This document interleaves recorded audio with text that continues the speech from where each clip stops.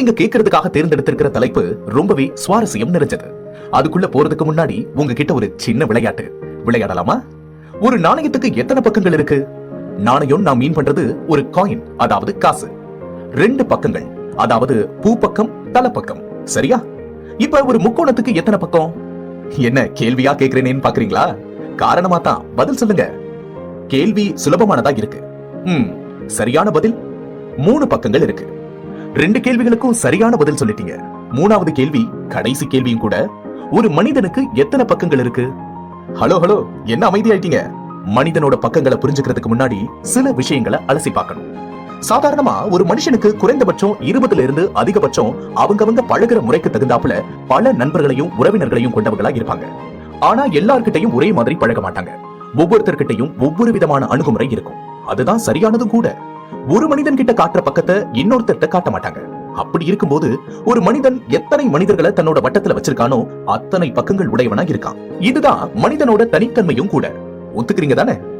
ஏன் நான் இதை இங்க சொல்றேன்னா, யாரையும் இவங்க நல்லவங்க, இவங்க கெட்டவங்க, இவங்க மட்டமானவங்க, இல்ல இவங்க தான் ஆகச்சிறந்தவங்க அப்படின்னு ஒத்தாம் பொதுவா சொல்லிட முடியாது, சொல்லவும் கூடாது. ஆங்கிலத்துல ஒரு பழமொழி இருக்கு, before you judge a man, walk a mile in his shoes. இது எவ்வளவு சரியான விஷயம். நல்லது கெட்டது, சரி தப்பு, பாவம் புண்ணியம், இப்படி எல்லாமே ஒவ்வொரு இனக்குழுக்கள்லயும் ஒவ்வொரு மாதிரி. நமக்கு தப்பா தெரிகிற விஷயம் உலகத்தோட இன்னொரு பக்கத்துல இருக்கிறவங்களுக்கு சரியா அல்லது கலாச்சார பழக்கமா இருக்கலாம். நாம இன்னைக்கு கேட்க போற மனிதரோட பக்கங்களும் பலவிதமான முரண்பட்ட கருத்துக்களையும் விமர்சனங்களையும் உள்ளடக்கியது. ஆனா நாம படிக்கிற, கேட்கிற அல்லது பார்க்கிற விஷயங்கள்ல இருக்கிற நல்லதுன்னு நமக்கு தோன்றதையும் பெரும்பாலும் சமூகத்தோட ஒத்து போகக்கூடிய விஷயங்களையும் நாம பகுத்து பார்த்து அந்த மாதிரியானதை மட்டும் எடுத்துக்கணும். மற்றத ஒரு அனுபவ பகிர்வாவும் தகவல்களாவும் மட்டுமே எடுத்துக்கிட்டு கடந்து போக தெரியணும். அதே மாதிரி நாம இன்னைக்கு படிக்கிற ஒரு விஷயம் அல்லது கேள்விப்படுற ஒரு விஷயத்த அது நடந்த காலகட்டத்தை மனசுல வச்சுக்கிட்டு தான் விமர்சனங்களை பண்ணணும். உதாரணமா சந்திர அல்லது சூரிய கிரகணத்தை அந்த காலத்திலையும் புராணத்திலையும் ஒரு பாம்பு வந்து சூரியனை முழுங்கினா சூரிய கிரகணம், சந்திரனை முழுங்கினா அதுதான் சந்திர கிரகணம்னு நம்பிக்கிட்டு இருந்தாங்க. விஞ்ஞானம் வளர்ந்து அதெல்லாம் இல்ல அப்படின்னு விளக்கி சொன்னப்புறம் தான் அது ஒன்னோட நிழல் இன்னொன்னு மேல படுற சமயத்திலேயோ இல்ல ஒரு நேர்கோட்ல கடக்கும் போது நடக்கிற ஒரு சில நிமிட நிகழ்வுங்கிறது புரிய வந்துச்சு. இவ்வளவு விஞ்ஞானம் மூலமா நிரூபிச்சாலும் இன்னும் பாம்பு முழுங்குற தியரியிலே இருப்பேன்னா அது அவங்களோட பக்குவப்பட்ட அறிவைத்தான் பறைசாற்றும். ஆக எப்பொருள் யார் யார் வாய் கேட்பினும் அப்பொருள் மெய்ப்பொருள் காண்பதறிவு. இத உணர்ந்து வாழ்ந்தா நல்லா இருக்கும். நாம இப்ப நம்மளோட தலைப்புல இடம் பெற்றிருக்கிறவரை பத்தி கேட்க தொடங்கலாம். நிஜ உலகத்தை ஆள்பவரை அரசன் என்று அழைக்கும் நாம அவங்கள பார்த்து ஆச்சரியப்பட்டு அசந்து போவோம். ராஜா நல்லவனாகிருந்தா அவனுக்கு சகல விதமான மரியாதையும் செஞ்சு மாலைகளையும் சூட்டி கொண்டாடுவோம். அதே அரசன் ஒரு ஆளுமை திறன் இல்லாதவனாவோ அறிவாற்றல் அற்றவனாவோ இருந்துட்டா மக்கள் பாடு திண்டாட்டம் தான். அஞ்சாமை, ஈகை, அறிவூக்கம், இந்நான்கும் என்றாமை வேந்தற்கு இயல்பு. கொடையலி, செங்கோல், குடியோம்பல் நான்கும் உடையானாம் வேந்தர் கொழி. இது திருக்குறள் கூறும் அரசனுக்கான இலக்கணம். நல்லதொரு அரசனுக்கு இணையா நிழலுலகம் முன்ன கட்டமச்சு அதன் மூலம் கோலோச்சுபவர்களை தாதாக்கள்னு சொல்றோம். அரசர்களுக்கு இணையா ஆட்சி செய்யறவங்க தான் இவங்களும். இவங்களுக்கும் சட்டங்கள், கொள்கைகள், இலக்குகள், தண்டனை முறைகள் அப்படின்னு எல்லாமே உண்டு. இந்த நிழல் உலகத்துல நாணயம் ரொம்பவே முக்கியம். அது தவறுனா அவனால தொழில் பண்ண முடியாது. ஏன்னா அது வாய் வார்த்தை அடிப்படையில நடக்கிற உலகம். வாக்கு தவறுகிறவனுக்கான தண்டனை ரொம்பவே கொடியது. தாதாக்கள்ல 2 வகையினர் இருக்காங்க. தன் தனிப்பட்ட நலனுக்காக பிறரை துன்பத்துக்கு உள்ளாக்கி சட்டத்தை மதிக்காம பலவிதமான தீய செயல்கள் செய்யறவங்க, சட்டவிரோதமான செயல்களால தன்னோட நாட்டுக்கு இழிவையும் கெட்ட பெயரையும் ஏற்படுத்துறவங்க. இவங்க எந்த கட்டுப்பாட்டுக்கும் அடங்க மாட்டாங்க.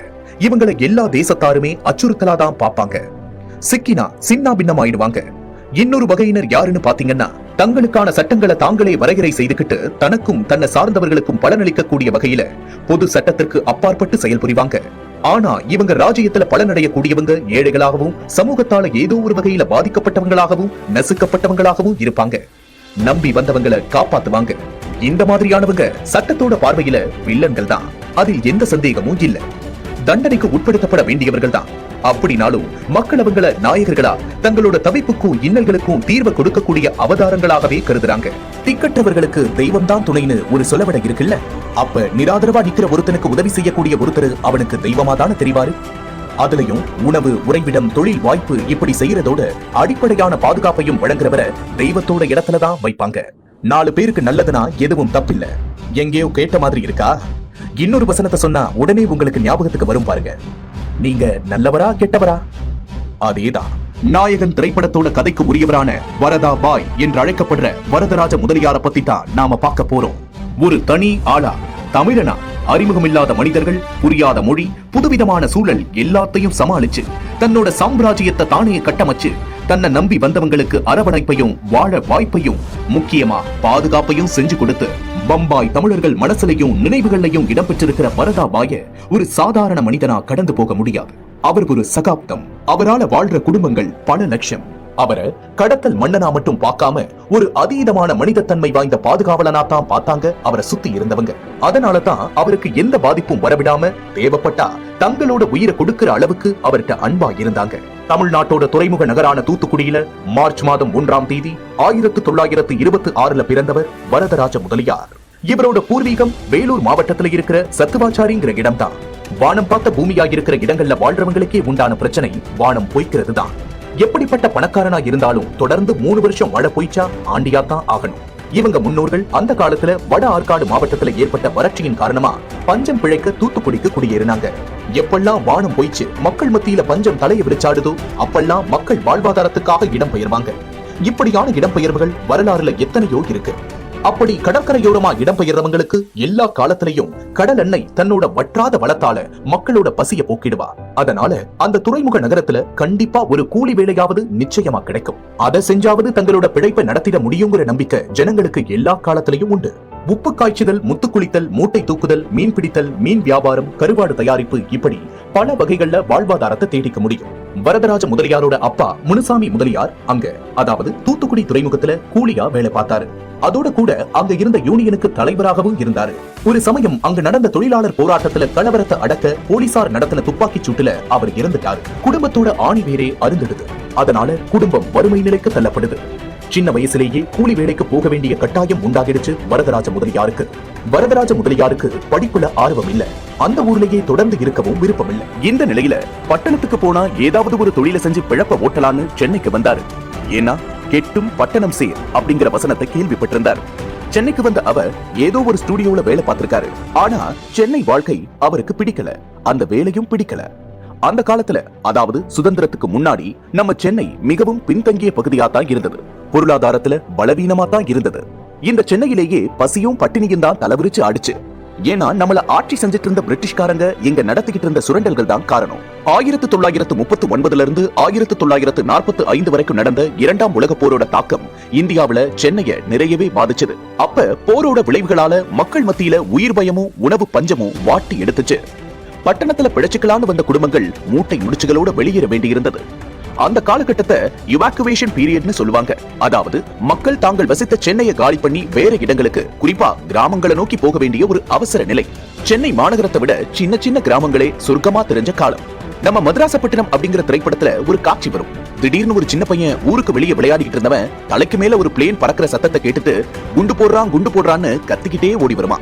ஜனம் மொத்தமும் சிதறி ஓடி ஒளிஞ்சுக்குவாங்க. கொஞ்ச நேரம் கழிச்சு அந்த பிளேன் தூரமா போனதுக்கு அப்புறம் தான் மெதுவா வெளியே வருவாங்க. அந்த காட்சி தான் அப்போதைய நிலைமையை தத்ரூபமா காட்சிப்படுத்துதுன்னு சொல்லலாம். அப்படிப்பட்ட போர் சூழல் விலகி இயல்பு வாழ்க்கை கொஞ்சம் கொஞ்சமா திரும்ப ஆரம்பிச்ச சில நாட்களிலேயே தொடர் கனமழை சென்னையை வெள்ளத்துல மூழ்கடிச்சுச்சு. கூவமும் அடையாறும் இணைஞ்சு ஓட ஆரம்பிச்சு நகரத்தை தலைகீழா புரட்டி போட்டுச்சு. இப்ப புரிஞ்சிருக்கும் சென்னையோட நிலைமை எப்படி இருந்திருக்கும்னு. நம்ம ஜெனரேஷன் தான் 2015 வெள்ளத்தை பாத்துருக்கோமே, அதோட ஒப்பிட்டு பாத்துக்க முடியும். நினைச்சாலே பதட்டமா இருக்குல்ல. இன்றைக்கு மாதிரி அன்னைக்கு தொழில்நுட்ப வளர்ச்சி இல்லாததால கிட்டத்தட்ட 10 நாட்களுக்கு பக்கத்து ஏரியாவோட நிலைமை கூட தெரிஞ்சுக்க முடியாம தவிச்சு போய் திண்டாடினாங்களாம். இப்படி பல பிரச்சனைகளும் தொந்தரவுகளும் இருந்தாலும் ஒரு வசதின்னு இங்க இருந்துச்சுன்னா அது சென்ட்ரல் ரயில் நிலையத்திலிருந்து இந்தியா முழுவதையும் இணைக்கிற மாதிரி பல ரயில்கள் இயக்கப்பட்டு இருந்ததுதான். அதுல பம்பாய் போற ரயில்ல எப்பவுமே கூட்டம் அதிகமா இருக்கும். குறைந்தபட்ச தொலைதூர நகரம்னா அது பம்பாய் தான். அந்த சமயத்துல இன்றைய மும்பை அன்றைக்கு பம்பாய்ங்கிற பேர்ல இருந்தது. 1995 தான் மும்பையா மாறுச்சு. மும்பை நம்ம நாட்டோட பொருளாதார தலைநகரம். அன்றைக்கும் அப்படித்தான் திகழ்ந்துச்சு. சென்னையை விட கொஞ்சம் வளர்ச்சி அடைஞ்ச மாநிலம், அவ்வளவுதான். பம்பாய் நகரத்தோட மிகப்பெரிய பலம் அப்படின்னா அது எந்த விதமான பிரச்சனைகள் நடந்தாலும் பாதிப்புகள் ஏற்பட்டிருந்தாலும் அடுத்த நாளே தன்னோட இயல்பு நிலைக்கு திரும்பிடும். அது ஒவ்வொரு நாளும் தன்னை புதுப்பிச்சுக்கிட்டும் காலத்துக்கு தக்கபடி தகவமைச்சுக்கிட்டும் இருக்கிற ஊர். இன்னைக்கு வரைக்குமே அப்படித்தான். மதராஸ் மாகாணத்திலிருந்து பம்பாய் மாகாணத்துக்கு பயணப்பட்டவங்க ஏராளம். எப்படியும் ஏதாவது தொழில் செய்ய வாய்ப்பு கிடைச்சிடும். அப்படி இடம்பெயர்ந்த தமிழர்கள் ரோட்டோரமா டீ கடை, பலகார கடை, மூட்டை தூக்குறது, துப்புரவு வேலை, இப்படிப்பட்ட வேலைகளை செஞ்சு தங்களை அந்த நகர வாழ்க்கைக்கு தகவமைச்சுக்கிட்டாங்க. தமிழன் எப்பவுமே பிழைப்புக்காகவும் வியாபாரத்துக்காகவும் கடல் கடந்து தன்னோட கிளைய விரிச்சுக்கிட்டே இருப்பான். இது அரசர்கள் போர் செய்து தங்களோட ராஜ்யத்தை விரிவாக்கிக்கிட்ட மாதிரி அந்த காலகட்டத்துல தமிழர்கள் பஞ்சம் பிழைக்க சிங்கப்பூர், மலேசியா, ரங்கூன், இலங்கைன்னு பயணிச்சு தங்களோட வாழ்க்கை தரத்தை உயர்த்திக்கவும் குடும்பத்தை காப்பாற்றவும் முற்பட்டாங்க. அதே சமயத்துல மும்பை போன்ற இந்திய நகரங்களுக்கும் புலம்பெயர்ந்தாங்க. அங்க எந்த தொழில் இருந்தாலும் அதை செஞ்சு அதுல இருந்து கிடைச்ச வருமானத்துல சொந்த ஊர்ல சொத்து சுகத்தை பெருக்கிக்கிட்டாங்க. அப்படித்தான் நம்ம வரதராஜ முதலியாரும் பம்பாயை நோக்கி பயணப்பட்டாரு. அப்ப அவருக்கு வயசு 18-19 இருக்கும். அங்க போய் விக்டோரியா டெர்மினல்ல இறங்கினதும் புரியாத மொழி, தெரியாத மனிதர்கள், பழகாத இடங்கள்னு கொஞ்சம் கலவரப்படுத்துச்சு. பசி வேற கண்ணை கட்டுச்சு. ஆனா இங்கதான் இனிமே தன் வாழ்க்கை அப்படின்னு மனசுல ரொம்ப உறுதியா தோணுச்சு. அங்க நிலவன அந்த பரபரப்பு அப்படியானது. இப்ப நம்ம அங்க போனா கூட அப்படித்தான் தோணும். அந்த பரபரப்பு நம்மளையும் தொத்திக்கும். அவர் வாழ்க்கையில எதுக்குமே பயப்படல, கவலைப்படல, துணிச்சலா எல்லாத்தையும் எதிர்கொண்டாரு. ஆனா ஸ்டார்டிங் ப்ராப்ளம்னு ஒண்ணு இருக்கத்தான் செஞ்சது. பம்பாயில என்ன பண்ணாரு, எப்படி பிழப்ப ஆரம்பிச்சாருன்னு அடுத்த எபிசோட்ல பார்க்கலாம்.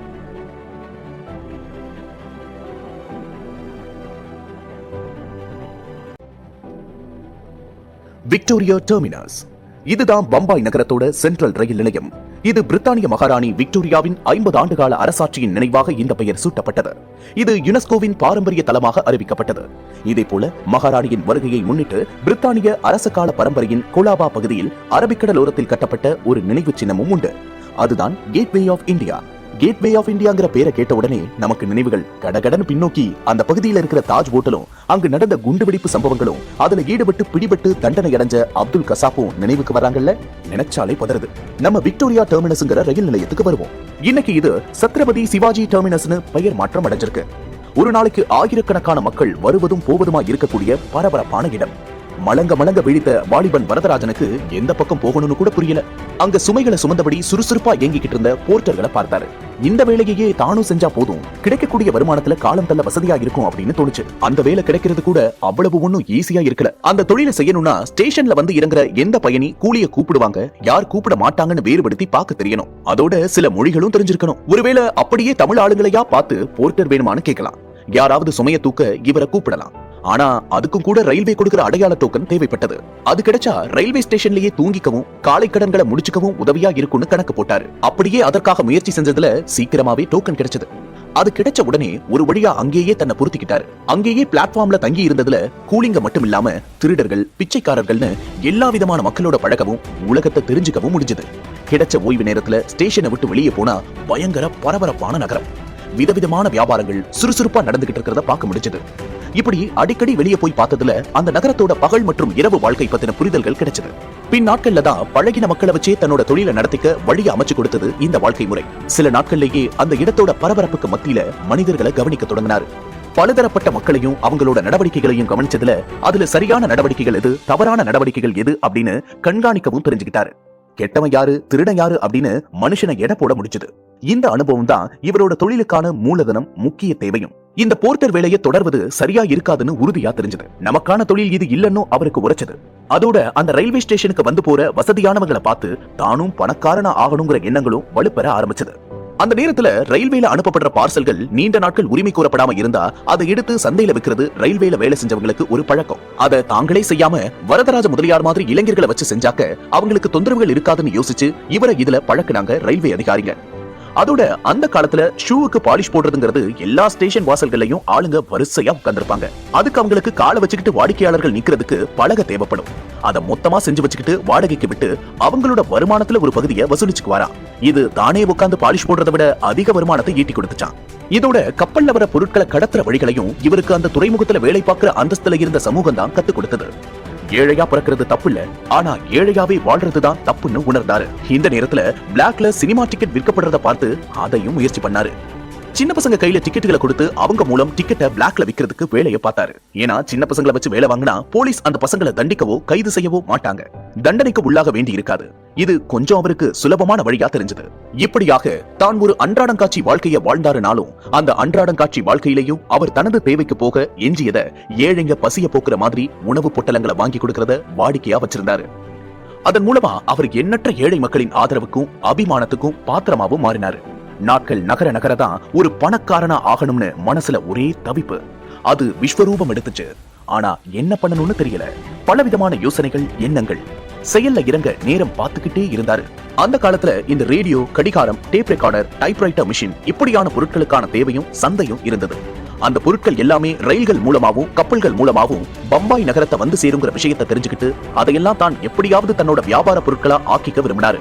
அவரால முதல் போட்டு தொழிலெல்லாம் ஆரம்பிக்க முடியல. அதனால அதையெல்லாம் ஏத்திக்கிட்டு வர ரயில் பெட்டியில இருந்து ரொம்ப சாமர்த்தியமாவும் நுட்பமாவும் திருடி சந்தையில விற்க தொடங்கினாரு. இந்த வியாபாரம் அவருக்கு நல்லாவே போச்சு. இப்படியான பொருட்களை விற்கிறதன் மூலமா அவர் கையில காசு தாராளமா புழங்க ஆரம்பிச்சது. ஆனா அதுவும் திருப்தியை கொடுக்கல. ரயில்ல இருந்து கடத்தினது போக கப்பல்ல வர பொருட்களையும் கடத்தினா அது இன்னும் லாபம் தரக்கூடியதா இருக்குங்கிற ஆர்வத்துல துறைமுகத்திலையும் கூலியா சேர்ந்தாரு. அங்க கூட இருந்த கூலிக்காரங்களை தன்னோட நண்பர்களா ஆக்கிக்கிட்டு அங்க வந்து நிக்கிற கப்பல்ல இருந்த டோக்ல இருந்தும் பொருட்களை அனாயாசமா கடத்தி அதை வித்து நல்ல லாபம் பார்க்க ஆரம்பிச்சாரு. அவருக்கு போலீஸ்ல மாட்டாம தப்பிக்கிற வழியெல்லாம் கை வந்த கலையா இருந்தது. இவர் மேல பயம் கலந்த மரியாதை இருந்துச்சு கூட இருந்த சனங்கள்ட்ட. இந்த நேரத்துல சின்ன சின்ன சண்டைகள், பஞ்சாயத்துகள்னு செய்யவும் ஆரம்பிச்சாரு. காசுக்காக மிரட்டுறது, அடிக்கிறது, ஆளை தூக்குறதுன்னு தொடர்ந்துச்சு வாழ்க்கை. இவருக்கு நல்லா பேசக்கூடிய திறமை இருந்தது. தான் செய்த காரியத்துக்கு தன் தரப்பு வாதத்தால நியாயத்தை கற்பிப்பாரு. இதுல முக்கியமான ஒரு விஷயத்த சொல்லியே ஆகணும். அவரு பேர்ல மட்டும்தான் முதலியார்.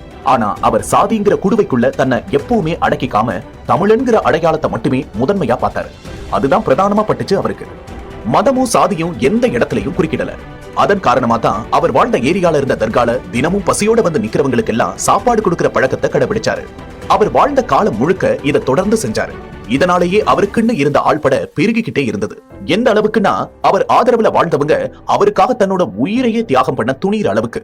இன்னும் கூட அவங்க குடும்பத்தாளுங்க வருடா வருடம் இந்த அன்னதானத்தை தொடர்ந்து செய்யறாங்களாம். அந்த ஊர்ல இருந்த தாராவிங்கிற ஏரியால அவர் செட்டில் ஆகி அந்த காலத்துல தென்னிந்தியாவில இருந்து பிழைப்பு தேடி பம்பாய்க்கு வர்றவங்களுக்கு தங்கக்கூடிய இடமா அதை மாத்தினாரு. யாரு வந்து பம்பாயில இறங்கினாலும் தாராவிக்கு போயிட்டா கண்டிப்பா தங்கிக்க ஒரு இடம் நிச்சயம்ங்கிறது அன்னைக்கு தேதிக்கு பெரிய நிம்மதி. பின்னாட்கள்ல பக்கத்துல இருந்த சியோன், கோலிவாடா, மதுங்கா, செம்பூர் இப்படியான பம்பாயின் ஏரியாக்கள் கிட்டத்தட்ட மினி தமிழ்நாடாவே மாற ஆரம்பிச்சது. புதுசா யாராவது ஒருத்தர் இந்த ஏரியாக்களுக்கு போனா கொஞ்சம் குழம்பித்தான் போவாங்க, ஒருவேளை நம்ம தமிழ்நாட்டுக்கே வந்துட்டோமான்னு. இப்ப முதலியாருக்கு இந்த கடத்தல்கள் மூலம் பணப்புழக்கம் இருந்தாலும் அதெல்லாம் பெரிய வருமானம்னு அவருக்கு தோணல. இன்னும் பெருசா வேற என்ன பண்ணலாம்னு யோசிச்சுக்கிட்டு இருந்தாரு. இப்ப நம்ம தெரிஞ்சுக்க வேண்டிய முக்கியமான ஒரு விஷயம் இருக்கு. மனிதர்கள் எல்லா காலத்திலையும் ஒரே மாதிரி தான் இருந்திருக்காங்க. இந்த தகவல்களை எல்லாம் வெறும் எங்களால அளக்காம சதவீத கணக்கு போட்டா தெளிவா புரிஞ்சுக்கலாம். அன்னைக்கு 100ல 6 பேர் குடிச்சாங்கன்னா இன்னைக்கு 1000ல 60 பேர் குடிக்கிறாங்க. மக்கள் தொகை வளர வளர அதற்கேத்தாப்புல குடிக்கிறவன் எண்ணிக்கை உயரத்தான செய்யும். ஆக இதுல எல்லா காலமும் ஒரே மாதிரி தான். மக்கள் தங்களோட இன்பத்துக்காக பல விதங்கள்ல போதைப் பொருட்களை பயன்படுத்திக்கிட்டே இருந்திருக்காங்க. எந்த வித்தியாசமும் இல்ல. இந்த போதைங்கிறத அறவே தவிர்த்து சுத்தமா வாழக்கூடியவங்களும் பெரிய அளவுல இருக்காங்க. போதைப் பொருட்கள்ல பல விதமான வகைகள் இருக்கு. போதை வஸ்துக்களான கஞ்சா, அபின், ஹெரோயின் இப்படி பல பொருட்கள் இருந்தாலும் இதெல்லாம் மனிதனோட மூளையையும் நரம்பு மண்டலத்தையும் பாதிச்சு அவனோட இயல்பு நிலையை குலைச்சு அவனை அடிமையாக்கி வாழ்க்கையவே சிதைச்சிடும். கள்ளச்சாராயம், சுண்டக்கஞ்சி இதெல்லாம் வேற வகை. மதுபானம் குடிக்கிறது ஒரு கெட்ட பழக்கம் தான், அதுல மாற்றுக்கிறதே இல்ல.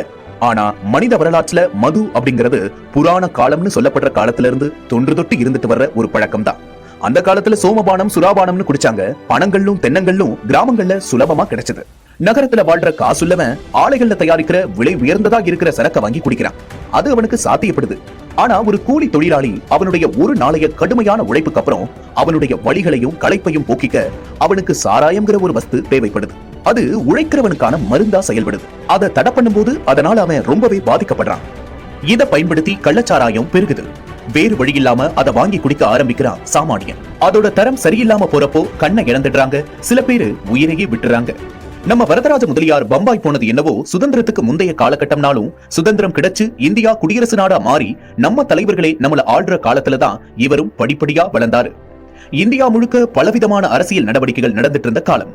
சுதந்திரம் கிடைச்சு நம்ம தலைவர்கள் ஆட்சி செய்கிற நுணுக்கங்களை அடைய அனுபவம் கிடைக்க ஆரம்பிச்ச சமயம். புதுசா திட்டங்களையும் முயற்சிகளையும் அரசாங்கம் செய்ய முற்பட்ட காலம்.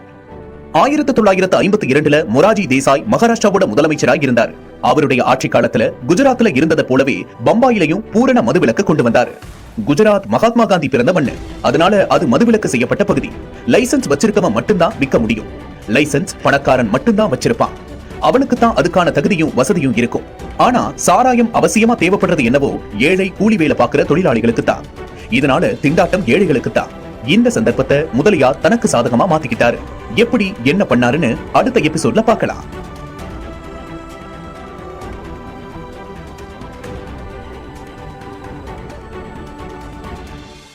வரதராஜ முதலியார் என்னென்ன பண்ணாருன்னு பாக்குறதுக்கு முன்னாடி நாம இன்னொருத்தரை பத்தியும் தெரிஞ்சுக்கணும். அவர் பேரு மஸ்தான் ஹைதர் மிர்சா, சுருக்கமா ஹாஜி மஸ்தான். இவங்க ரெண்டு பேரும் ஒரே நாள்ல பிறந்தவங்க. அதோட ரெண்டு பேருமே தமிழ்நாட்டை சேர்ந்தவங்க. மஸ்தான் ராமநாதபுரத்துல மண்டபம் பகுதியை சேர்ந்தவர். ரொம்ப சின்ன பையனா இருக்கும் போதே, அதாவது அவரோட 8வது வயசுலேயே அவரோட அப்பாவோட பம்பாய்க்கு போய் அங்க ஒரு சைக்கிள் ரிப்பேர் கடையை நடத்திட்டு வந்தாங்க. வரதராஜ முதலியாருக்கு முன்னாடி கிட்டத்தட்ட 10 வருஷத்துக்கு முந்தையே பம்பாய் போனவர். அவர் சைக்கிள் ரிப்பேர் செய்யற தொழில இருந்து விலகி துறைமுகத்துல கூலியா வேலை பார்த்தாரு. அப்படி வேலையை பார்த்துக்கிட்டே துறைமுகத்தை தன்னோட கட்டுப்பாட்டுல எடுத்துக்கிட்டு தங்க கடத்தல்ல ஈடுபட்டு வந்தாரு. துறைமுகத்திலேயே இயங்கிட்டு இருந்ததால இவருக்கு உலகத்துல பல நாட்டு கடத்தல்காரங்க கூட தொடர்பு இருந்துச்சு. அதோட இவருக்கு நல்லா லாபி பண்ணி அரசு அதிகாரிகளை கைக்குள்ள வச்சுக்கிற டெக்னிக்கும் தெரியும். அவரு ரொம்ப அமைதியானவராகவும் பந்தா எதுவும் இல்லாம சாதாரண ஆளா தான் தெரிவாராம். ஆனா அவரால தங்க கடத்தல ரொம்ப சாதாரணமா சிக்கல் இல்லாம பண்ண முடிஞ்சது. அவருக்கு அதிகாரிகளோட துணையும் கடத்தல் தொழிலோட லாபகமும் தெரிஞ்சிருந்தாலும் இறங்கி வேலை பார்க்க ஆள் பலம் பத்தல. அது அவருக்கு கொஞ்சம் பிரச்சனையா இருந்தது. இந்த சமயத்துல நம்ம வரதராஜ முதலியார் சாராயத்தை காட்சி அத பம்பாய் நகர் முழுக்க சப்ளை பண்றாருங்கிறதையும், சரக்கு நல்லாவும் இருக்கு, அதே சமயத்துல போலீஸ்ல மாட்டாம எப்படி கடத்துறாருன்னு கேள்விப்பட்டவருக்கு ஒரே ஆச்சரியமா இருந்தது. இவருக்கு ஜீனாபாய் துருபானின்னு ஒரு பொண்ணோட நல்ல நட்பு இருந்துச்சு. அந்த அம்மாவும் கடத்தல் பார்ட்டி தான். அந்த அம்மா மூலமாவும் நிறைய மனிதர்களோட தொடர்புகள் கிடைச்சது மஸ்தானுக்கு. அந்த சமயத்துல பம்பாயில பொண்ணுங்களை கடத்துறது, அவங்கள பாலியல் தொழிலையும் கேப்ரே நடன கூட்டங்கள்ல ஆட வச்சு பணம் புழங்குறது, கூடவே சூதாட்ட கிளப் தொழிலையும் செய்யற ஒருத்தரும் இருந்தாரு. அவர் பெயர் கரீம் லாலா. இவரு சூதாட்ட கிளப் நடத்துறது மட்டுமில்லாம ஹோட்டல் தொழிலையும் ஈடுபட்டு இருந்தாரு. இவரு பிறப்பால இந்தியர் இல்ல, ஆப்கானிஸ்தான் பகுதியில பிறந்தவர். ஆனா இந்திய பகுதியில தன்னுடைய வாழ்க்கையை வாழ்ந்தவர். இவரோட கூட்டம் தான் பதான் கூட்டம்னு சொல்லப்படுது. 1970 1980கள்ல ஆந்திரா, கேரளா, தமிழ்நாடுகள்ல இருந்தெல்லாம் பெண்களை காதலுங்கிற வலையில விழ வச்சு பம்பாயில காசுக்கு விற்கப்பட்ட பெண்கள் ஏராளம். இந்த காதல் நாடகத்தை அரங்கேற்ற நல்ல அழகான கட்டுமஸ்தா இருக்கிற பையன்களை இந்த கரீம் லாலா தயார்படுத்தி வச்சிருந்தாரு. இந்த வலையில சிக்கின பெண்கள் அந்த பையன்களை நம்பி பம்பாய் போனா அங்கிருந்து மீண்டு உயிரோட வெளியே வரவே முடியாது. தப்பிக்க வழியே இல்லாம விபச்சார தொழில இறங்கிதான் ஆகணும். இத மையமா வச்சு நிறைய திரைப்படங்கள் கூட வெளியாகி இருக்கு அந்த காலத்துல. அதனாலேயே காதலிக்கிறாங்கன்னாலே ஒரே சந்தேகமும் பயமும் தான் இருந்தது அந்த கால பெத்தவங்களுக்கு. இவங்களுக்கு இணையா சாராய வியாபாரத்திலையும் பெண்களை வச்சு பாலியல் தொழில் செய்யற விஷயத்திலையும் 2 பெண்களும் கூட ஈடுபட்டு இருந்தாங்க. அதுல ஜீனாபாய் சாராய கடத்தல் மற்றும் சாராய வியாபாரமும், கங்குபாய்ங்கிறவங்க பிராத்தல் தொழிலையும் நடத்திக்கிட்டு இருந்தாங்க. இந்த கங்குபாய் சிவப்பு விளக்கு பகுதியில் இருக்கக்கூடிய பெண்களின் பிரச்சனைகளுக்காகவும் அனாதையா விடப்பட்ட குழந்தைகளோட உரிமைகளுக்காகவும் குரல் கொடுத்திருக்காங்க. அவங்களோட வாழ்க்கையை கருவா வச்சு ஹிந்தியில ஒரு திரைப்படம் கூட வெளியாகி இருக்கு. சஞ்சய் பன்சாலியோட இயக்கத்துல ஆலியா பட் நடிச்சிருக்கிற இந்த படத்தோட பேரே கங்குபாய் கத்தியாவாடி. அதாவது அந்த காலகட்டத்துல பெண்களும் ஆண்களுக்கு இணையா தொழில் பண்ணிட்டு இருந்தாங்க, அதாவது கடத்தல் உட்பட. சாராய வியாபாரத்துல இயங்கிட்டு இருந்த அந்த பெண்ணுக்கு, அதாவது ஜீனாபாய்க்கு நம்ம மஸ்தானோட நல்ல நட்புறவு இருந்துச்சு. அந்த பெண் மஸ்தான் கிட்ட வரதராஜ முதலியார பத்தியும் அவரோட சரக்கோட தரத்தை பத்தியும், அதே சமயத்துல எப்படியோ நூதனமா போலீஸ் கிட்ட மாட்டாம தன் தொழிலை செய்யறாருன்னு பிரஸ்தாபிச்சாங்க. அதோட அவர் ஒரு தமிழருங்கிற தகவலையும் சொன்னாங்க. அதெல்லாம் கேட்ட மஸ்தானுக்கு வரதராஜ முதலியார் மேல ஈர்ப்பு அதிகமாயிடுச்சு. அவரை சந்திக்க விரும்பினாரு. அதற்கான தகுந்த ஒரு சமயத்துக்காக காத்திருந்தாரு. அந்த சமயத்துல வரதராஜ முதலியார் ஆண்டனா திருடின விவகாரம் ஒண்ணுல சிக்கி ஜெயிலுக்கு போயிட்டாரு. இத தெரிஞ்சுக்கிட்ட மஸ்தான் போலீஸ்ல தனக்கு இருந்த செல்வாக்க பயன்படுத்தி போலீஸ் கிட்ட கொள்ளை போன பொருட்களுக்கு தானே பொறுப்பேத்துக்கிட்டு திருப்பி ஒப்படைக்கிறதா உறுதி கொடுத்து வரதராஜ முதலியார வெளியே கொண்டு வந்தாரு. சொன்னபடி சரக்கையும் போலீஸ் கிட்ட ஒப்படைச்சாரு. மஸ்தானோட வெள்ளை ஜிப்பாவையும் அவர் வந்து நின்ன தோரணையையும் அவரோட செல்வாக்கையும் பார்த்த முதலியார் அசந்துட்டாரு. பயங்கரமான ஆளுடான்னு தோணுச்சு. வந்து நின்ன மஸ்தான் பயங்கரமான ஆளுடான்னு தோணுச்சு. வந்து நின்ன மஸ்தான், என்ன தலைவரே அப்படின்னு வரதராஜ முதலியார கூப்பிட்டாரு. யாருடா இதுன்னு பார்த்தாரு முதலியார். தன்னோட தொழிலுக்கு துறைமுகத்துல ஒத்தாசை பண்ண முடியுமான்னு மஸ்தான் கேட்டாரு. முதலியார் அவரை ஏதோ கடற்படை அதிகாரி தன்னை கலாய்க்கிறாருன்னு நினைச்சாராம். பின்னாடி ஏன் என்னைய கேக்குறீங்க அப்படின்னு கேட்கவும், அவரு முதலியாரோட சாமர்த்தியமும் பலமும் தனக்கும் தேவைப்படுதுன்னு சொன்னப்பதான் இவருதான் ஹாஜி மஸ்தான்னு முதலியாருக்கு புரிஞ்சது. முதலியாரும் மஸ்தான தலைவரேன்னு தான் கூப்பிடுவாரா. இந்த நிகழ்ச்சியின் மூலமா 2 பேரும் ரொம்பவே நெருக்கமான நண்பர்களா மாறிட்டாங்க. மஸ்தானோட தொழிலுக்கு முதலியார் தன்னோட ஆள்பலத்தால பல உதவிகளை செஞ்சு திருப்திப்படுத்தினாரு. மஸ்தான் தன்னோட செல்வாக்கால முதலியாருக்கு தேவையானதை முடிச்சு கொடுத்தாரு. மஸ்தான் முதலியாருக்கு முன்னாடியே பம்பாய் போய் செட்டில் ஆகி இருந்தாலும் பம்பாயோட இண்டு இடுக்கு எல்லாமே முதலியாருக்கு தான் அத்துப்படி. Mudaliar field worker. பல நேரங்கள்ல தங்கத்தை கடத்திட்டு போலீஸ் கிட்ட மாட்டாம தப்பிக்க எந்த வழியெல்லாம் பயன்படுத்தலாம்னு மஸ்தானுக்கு ஆலோசனை கொடுப்பாராம் முதலியார். ஏட்டு படிப்பை படிக்கலனாலும் நல்ல நுட்பமான அறிவுள்ளவங்க 2 பேருமே. இந்த காலகட்டத்துல பம்பாயில இயங்கின இந்த 3 தாதாக்களும் தங்களோட தொழில அவங்கவங்க வழியில சிறப்பா செஞ்சுட்டு வந்தாங்க. 3 பேரோட வழியும் வேற வேற அப்படிங்கறதுனால அவங்களுக்குள்ள பிரச்சனைகள் இருந்ததில்ல. யாரும் யாருக்கும் குறுக்கையும் வர வேண்டிய அவசியமும் இருக்கல. சொல்ல போனா ஒருத்தருக்கு ஒருத்தர் ஒத்தாசையா இருந்திருக்காங்க.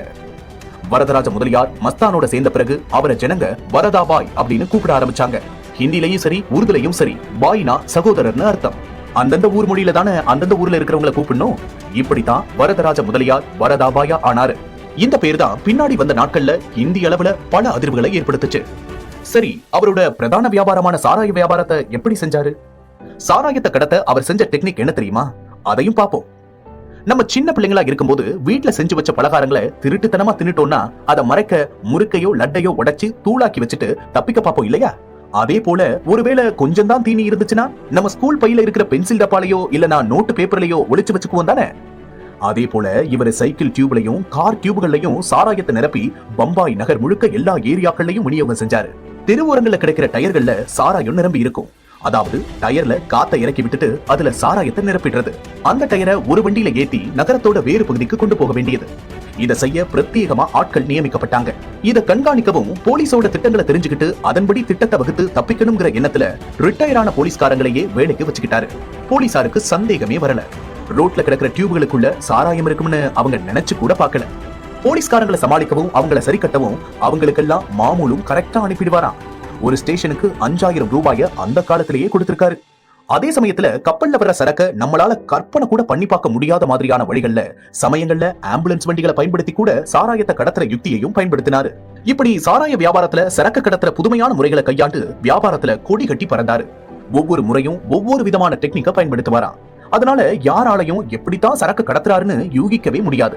இந்த வியாபாரத்துல அந்த காலத்திலேயே வருஷத்துக்கு 12 கோடி ரூபாய் அளவுக்கு பிசினஸ் நடந்துட்டு இருந்துச்சாம். சொல்ல போனா நிறைய திரைப்படங்கள்ல பாலிவுட்லயும் சரி கோலிவுட்லயும் சரி கொள்ளை கூட்ட கும்பல்களோட ஐடியாவை இவரோட பல்வேறு விதமான டெக்னிக்ஸை யூஸ் பண்ணி படமாக்கி இருப்பாங்க நம்ம டைரக்டருங்க. இந்த நாட்கள்ல தமிழ்நாட்டுல குறிப்பா தென் தமிழ்நாட்டுல இருந்து நிறைய பேர் வாழ்வாதாரத்தை தேடி பம்பாய்க்கு போக தொடங்கினாங்க. திருநெல்வேலி, தூத்துக்குடி, கன்னியாகுமரி மாவட்டங்கள்ல இருந்தும் கேரளா, கர்நாடகா, ஆந்திரால இருந்தும் போய் இறங்கினவங்க தங்களோட திறமைக்கும் தேவைக்கும் தகுந்தாப்புல கண்டிப்பா ஏதாவது ஒரு வேலையில ஈடுபட வரதாபாய் உதவினாரு. அதோட வந்து இறங்குற தமிழனுக்கு தங்கிக்கவும் தாயா பிள்ளையா பழகவும் தாராவிங்கிற இடம் ஒத்தாசையா இருந்தது. இப்படியே தாராவி, மதுங்கா, சியான், செம்பூர், கோழிவாடான்னு இந்த ஏரியாக்களை விரிவாக்கி தமிழ் மக்களால நிறைச்சு அதை கிட்டத்தட்ட ஒரு மினி தமிழ்நாடாகவே ஆக்கிட்டாரு. இதன் காரணமா இந்த ஏரியாக்குள்ள இருக்கிற எல்லாருமே அவரோட ஆளுங்க தான். இவரோட உதவியால வளர்ந்துட்டு வர்றவங்க அவங்களால அவருக்கு எந்த பயனும் இல்ல. அதனால அங்க நடக்கிற விஷயங்கள் வெளியே தெரியாதபடி தன்னோட தொழிலை நிம்மதியா செய்ய முடிஞ்சது வரதாபாயால. ஒருவேளை போலீஸ் இங்க வந்து தேட முயற்சித்தாலும் இங்க வாழக்கூடிய சனம் இவரை பாதுகாப்பா வச்சுக்கும். ஒரு நாளும் அவரை போலீஸ் நெருங்க முடியாது. மேலும் இந்த தாராவிங்கிற பகுதி நெருக்கமான குடியிருப்புகள் அமைந்த பகுதி. இது ஆசியாவிலேயே பெரிய குடிசை பகுதின்னு சொல்லப்படுது. இந்த நெருக்கமான பகுதியில மூளை முடுக்கெல்லாம் இவருக்கும் இவரோட ஆளுங்களுக்கும் நல்ல ஆத்துபடி.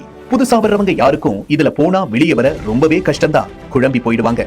இந்த காரணத்தினாலையும் இன்னும் சொல்ல போனா குரலற்ற ஒடுக்கப்பட்ட தமிழர்களுக்காகவும் சில சமயங்கள்ல தெலுங்கர்களுக்குமே வரதாபாய் ஒரு ரட்சகனா இருந்திருக்காரு. கொள்ளையடிச்சு சம்பாரிச்சதை வச்சு தான் மட்டும் வாழாம தன்னை சார்ந்த மக்களுக்கும் உதவி செஞ்சாரு. அதனால நாளடைவுல எந்த பிரச்சனையா இருந்தாலும் இவரை நோக்கி ஜனங்க நம்பிக்கையோட வர ஆரம்பிச்சாங்க. கண்டிப்பா ஒரு தீர்வு கிடைக்கும்னு தீர்மானமா நம்பினாங்க. முதலியாரும் தன்னோட தர்பார்ல தானே நீதிபதியாகி தீர்ப்புகளை கொடுக்கவும் ஆரம்பிச்சாரு. இவர் மேல ஆட்கடத்தல், கொலை, கட்ட பஞ்சாயத்துன்னு ஏகப்பட்ட கேசுங்க பதிவாச்சு. ஆனா போலீசால எதையும் நிரூபிக்கவோ கைது செய்யவோ முடியல.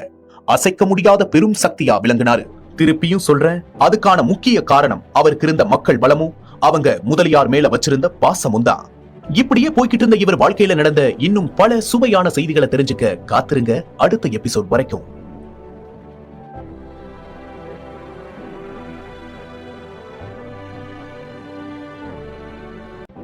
உள்ளூர் பிரச்சனை. பம்பாய் இந்தியாவின் மான்செஸ்டர் அப்படிங்கிற பெருமைக்குரியது. இங்க பருத்தி ஆலைகள் அதிக அளவுல இயங்கிட்டு இருந்துச்சு. இந்த பருத்தி ஆலைகள்ல வேலை பார்க்க இந்தியாவோட பல்வேறு மாநிலங்கள்ல இருந்து மக்கள் வந்து குவிய ஆரம்பிச்சாங்க. பஞ்சாலைகள்ல வேலைக்கு சேர்ந்தவங்க எத்தனையோ பேர். அவங்களுக்கெல்லாம் வரதாபாய் தான் வழிகாட்டி.